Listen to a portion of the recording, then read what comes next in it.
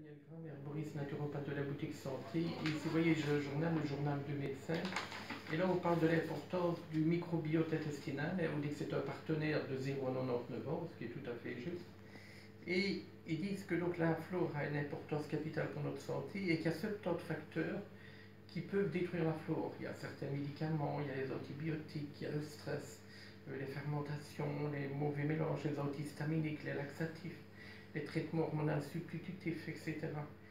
Alors il disait dans le congrès qu'ils avaient fait qu'il devait être plus important de régénérer la flore intestinale, que ça agissait sur le côlon irritable, sur la dépression, le système immunitaire, les allergies, les infections respiratoires, les infections des voies urinaires et après les opérations.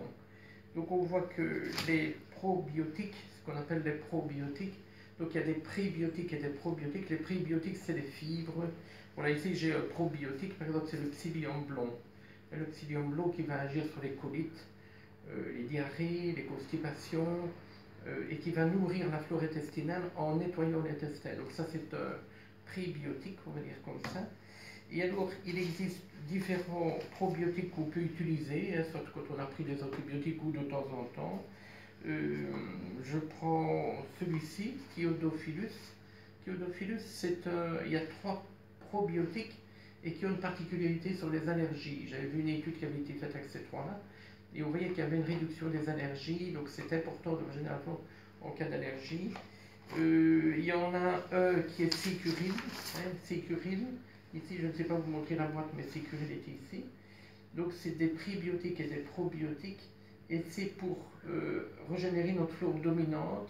C'est des bactéries propioniques, qu'on appelle ça, et qui vont aller vers la flore dominante, qui est des bifidobactéries. Donc là, c'est intéressant, on prend une gélule, ça peut agir aussi bien dans les diarrhées, les constipations, les ballonnements, les fermentations, le côlon irritable, donc c'est Sécuril. Alors j'ai un ami, le docteur Herpicom, qui a fait des sachets de pré et de probiotiques. Là, il y a 75 milliards de probiotiques et il y a 12 souches, ce qui est très rare. Et on met un sachet dans 1 millilitre d'eau de source, on laisse fermenter pendant au moins une nuit et on boit le millilitre en 3 jours. Et là, on régénère la flore de la bouche, de l'œsophage, de l'estomac, du côlon. Donc ça, c'est une découverte que je trouve super bonne, parce qu'il existe des gélules, bien entendu, qui sont de bonne qualité. Hein, voilà, ça, c'est des très bonnes gélules qu'on peut prendre aussi. Mais le docteur Herpicom dit qu'il faut 6 à 10 heures avant que ça se régénère. Et quand on prépare comme ça dans une bouteille, on a un effet assez très bon, et ça s'appelle phylobiotique. Et alors je vais vous parler de dernière chose, c'est Digilance. Là c'est tout à fait différent, c'est pour faire un pansement sur le côlon. Quand le côlon est devenu poreux, irritable, donc là ici ils ont mis de la L-glutamine, ils ont mis du curcuma, de la spiruline, de l'aloe vera, de la myrtille, donc on combat les fermentations intestinales et on fait un pansement sur le côlon. Donc voilà, on voit qu'il y a différentes pistes qui peuvent être intéressantes, mais il faut penser à régénérer sa flore, en tout cas assez régulièrement.